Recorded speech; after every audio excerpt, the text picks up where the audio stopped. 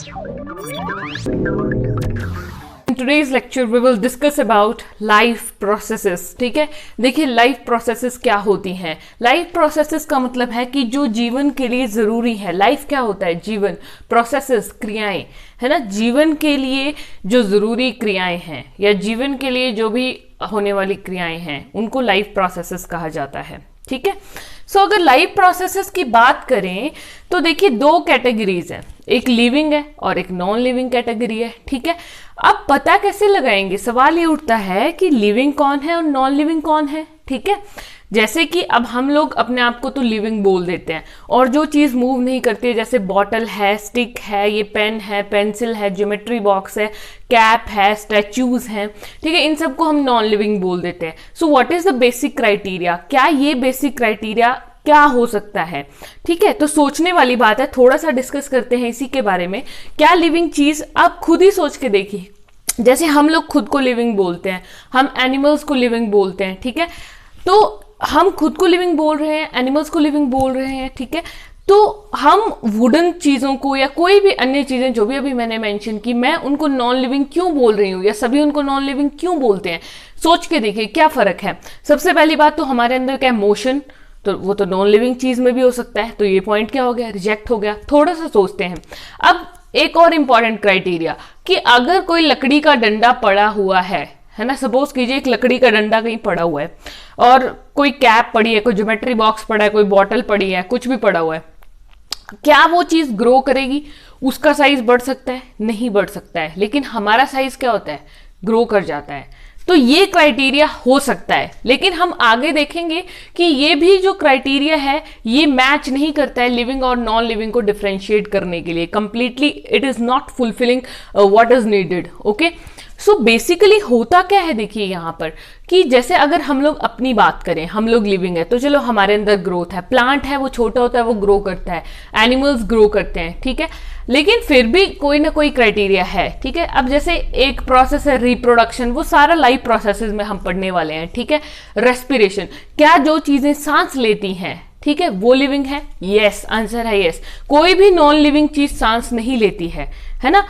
Because अगर non living हो जाएंगे, हम लोग मर जाते हैं तो हमारी सांस क्या होती है? बंद हो जाती है, हमारा दिल धड़कना बंद हो जाता है.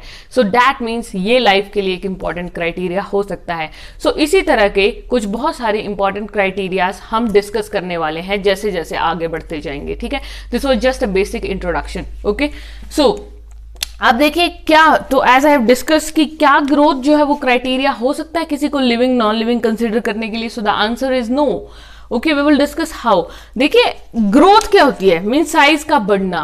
ठीक है. सपोज कीजिए कहीं मिट्टी का ढेर लगा हुआ है, एक हवा चली और ढेर बढ़ता गया ग्रो करके वो बहुत ही ज्यादा बड़ा हो गया. So will you say that वो लिविंग थिंग हो गई? नो. ओके. सो इसी तरह से बहुत सारे फैक्टर हैं. मॉलिक्यूलर मूवमेंट, मॉलिक्यूलर मूवमेंट की अगर बात करें, मीन्स अब होता क्या है ना, मैंने आपको अभी कहा कि मॉलिक्यूल जो है वो चलते हैं. मॉलिक्यूल क्या होते हैं? Molecule are very smallest particles which can't visualise with the naked eye. ठीक है. जिनको हम नेक्ड आई से नहीं देख सकते हैं, उनके लिए माइक्रोस्कोप की जरूरत होती है. ठीक है. सो मॉलिक्यूल्स जो है वो लगातार मूव करते हैं. अब ये मॉलिक्यूल्स होते क्या है? बॉडी में क्या क्या मॉलिक्यूल्स हो सकते हैं? मॉलिक्यूल्स हो सकते हैं लाइक सेल्स, टिश्यूज. ठीक है. ये सारे मॉलिक्यूल्स हैं, बेसिकली सेल्स. ठीक है. Cell is the structural and functional unit of life. Okay. We will discuss how, why. Okay. So cells जो हैं वो भी एक मॉलिक्यूल्स हैं. और होता क्या है सेल्स के अंदर? और बहुत सारी चीजें हैं, छोटे छोटे और बहुत सारी चीजें हैं, पार्टिकल्स हैं सेल्स के अंदर भी. ठीक है. तो cell is not smallest unit, but इसके अंदर भी बहुत सारी चीजें हैं. तो वो भी क्या करती हैं? मोशन में रहती हैं, मूवमेंट होता रहता है उनका. सो मूवमेंट बहुत जरूरी है. ठीक है. एक जगह पड़े रहेंगे तो हम ये नहीं कह सकते फिर. ठीक है. अब देखिए होता क्या है यहाँ पर कि ये जो मैंने आपको क्राइटेरिया बताया मॉलिक्यूल के मूवमेंट, ये बहुत जरूरी है. ठीक है. नॉन लिविंग चीजें मूव नहीं करती खुद.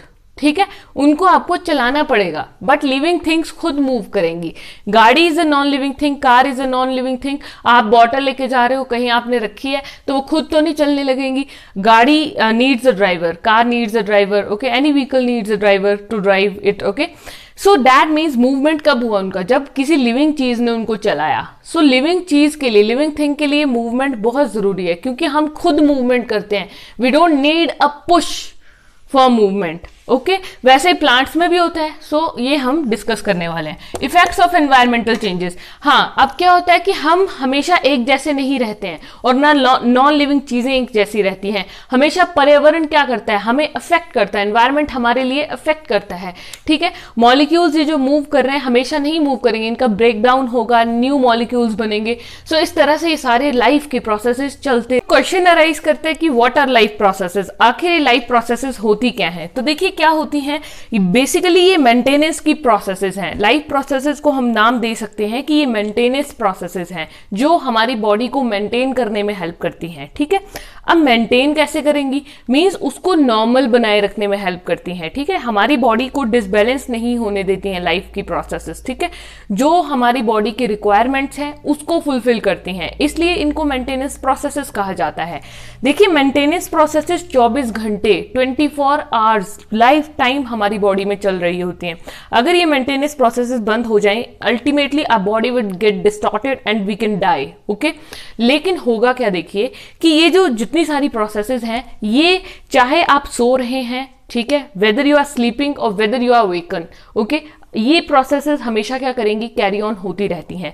तो अब क्या चीज है, क्या मीडियम है जो इन प्रोसेसेस को कैरी ऑन करने में हेल्प करता है। तो क्या चीज है, देखिए कोई भी चीज हम काम करते हैं, चाहे हमारी बॉडी ही फंक्शन कर रही है, चाहे हम लोग काम कर रहे हैं, चलना है, फिरना है, सोचना है, हर चीज के लिए किस चीज की जरूरत होती है, एनर्जी। बिना एनर्जी के हम ये कोई भी एक्टिविटी नहीं कर पाएंगे ढंग से। ठीक है, सो बेसिकली एनर्जी का सोर्स क्या है। क्वेश्चन अब क्या राइज हुआ, सबसे पहली बात क्या थी कि मेंटेनेंस प्रोसेसेस हो रही हैं शरीर में, कैसे हो रही हैं, एनर्जी से हो रही हैं।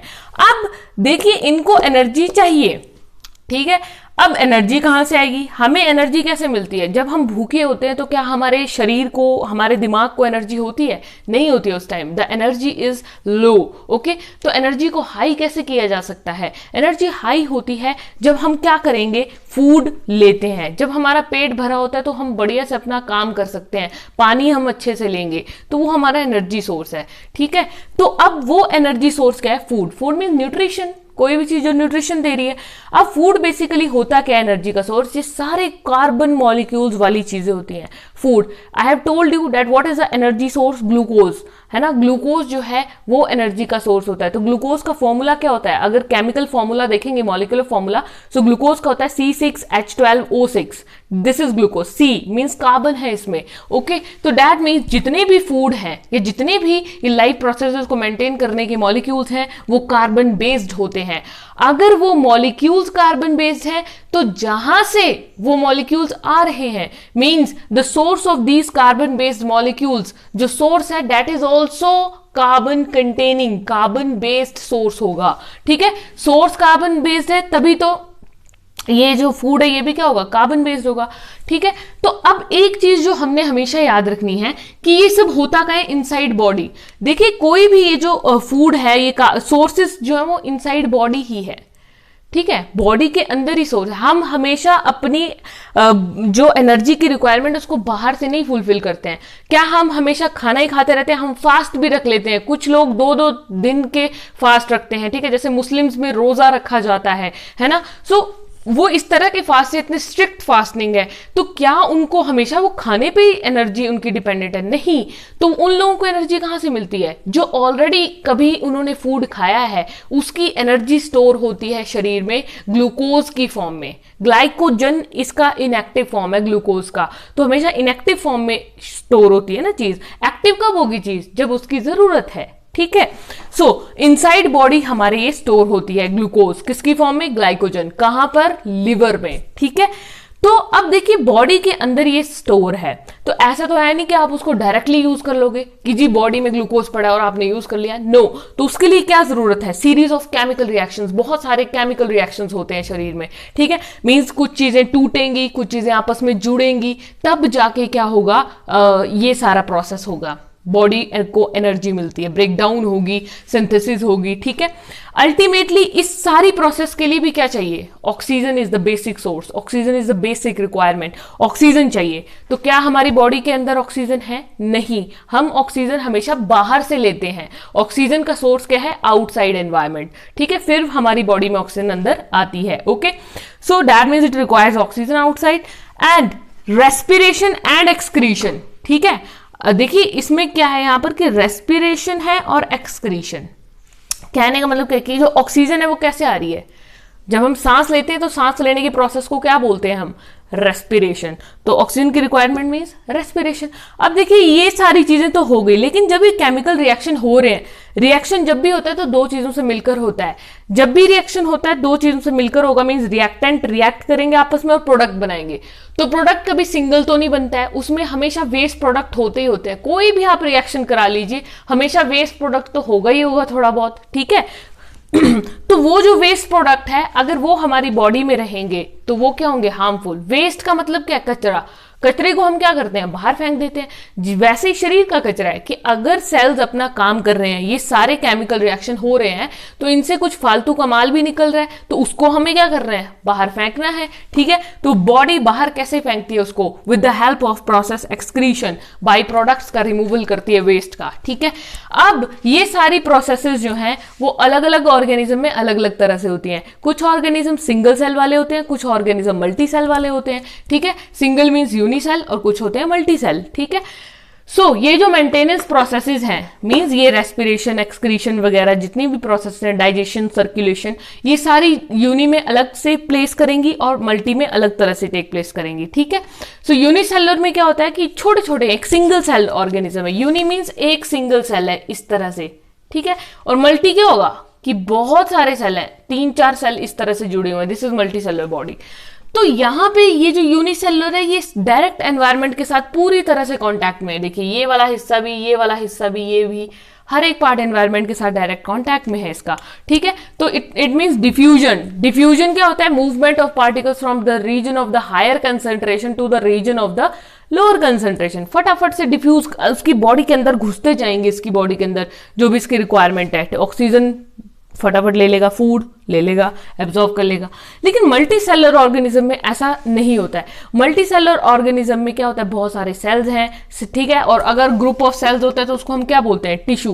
Group of cells is tissue. तो टिश्यू होते हैं, टिश्यूज, फिर ऑर्गन्स होते हैं, ऑर्गन से ऑर्गन सिस्टम बनता है, ऑर्गन सिस्टम से पूरा एक ऑर्गेनिज्म बनता है, ठीक है। तो स्पेशल ऑर्गन्स होते हैं। अब ये स्पेशल ऑर्गन ऐसा तो है नहीं कि ऑक्सीजन आई और फटाफट से सीधे पहुंच गई, मतलब जहां जहां चाहिए थी, नहीं। क्या जरूरत है? एक ट्रांसपोर्टेशन की जरूरत है कि आपने ऑक्सीजन तो नोज से ली, अब नोज से वो नीचे भी तो जानी चाहिए, तो एक ट्रांसपोर्टेशन सिस्टम की बहुत ज्यादा जरूरत होती है, ठीक है। तो वो भी कौन बनाते हैं ट्रांसपोर्टेशन सिस्टम? हमारे स्पेशल ऑर्गन्स। ब्लड एक ट्रांसपोर्टेशन सिस्टम है, ठीक है। लिम्फ एक ट्रांसपोर्टेशन सिस्टम है, विल डिस्कस। ओके, सो इस तरह से जो है ये मेंटेनेंस प्रोसेसेस चलती हैं, ठीक है। बहुत सिंपल नहीं है जितना दिखता है, it is a very complex pathway, we will discuss. And this series of chemical reactions is the metabolism, जिसमें ब्रेकडाउन भी होती है और सिंथेसिस भी होती है।